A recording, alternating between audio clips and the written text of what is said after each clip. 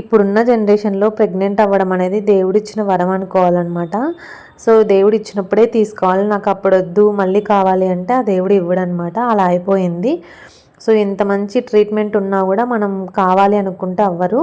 So అయినప్పుడే దాన్ని ప్రాపర్గా సెట్ చేసుకుంటే నీట్గా మనం హెల్తీగా ప్రెగ్నెన్సీ అనేది కంప్లీట్ చేసుకోవచ్చు అనమాట.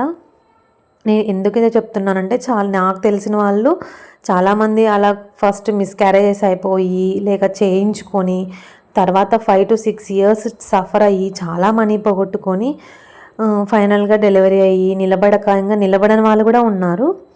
సో అలా ఉంటుందన్నమాట. కాబట్టి దేవుడిచ్చినప్పుడే తీసుకోవాలి ప్రెగ్నెంట్ అనేది. మనం అంత ప్రీషియస్ అని ఫీల్ అయ్యి ప్రెగ్నెన్సీని కూడా కొందరి వల్ల మనము చాలా సఫర్ అవుతాం అనమాట. కొందరికి ఎలా అంటే ఒక్కొక్కరికి ఉన్నట్లు ఒక్కొక్కరికి ఉండదు కదా ప్రెగ్నెన్సీ అనేది. కొందరు యాక్టివ్గా ఉంటారు, డెలివరీ అయ్యే డే ముందు వరకు కూడా ఫుల్ యాక్టివ్గా ఉంటారు. కొందరు అసలు స్టార్టింగ్ డే నుంచి కూడా డల్గా ఉంటారు. బికాజ్ కంప్లీట్గా అది వాళ్ళ హెల్త్ మీద డిపెండ్ అయి ఉంటుందన్నమాట. వాళ్ళు ఎవరో చేస్తున్నారు పనులు, నువ్వు చేసుకోవట్లేదు, వాళ్ళు ఎవరో రెస్ట్ తీసుకుంటున్నారు, నువ్వు రెస్ట్ తీసుకో, ఇలాంటివన్నీ ఫస్ట్ ఆఫ్ ఆల్ కంపారిజేషన్ అనేది మానేయాలి. ఇదొక ప్రాబ్లం అయితే మన సొసైటీలో, కంపారిజేషన్ ఒకటి.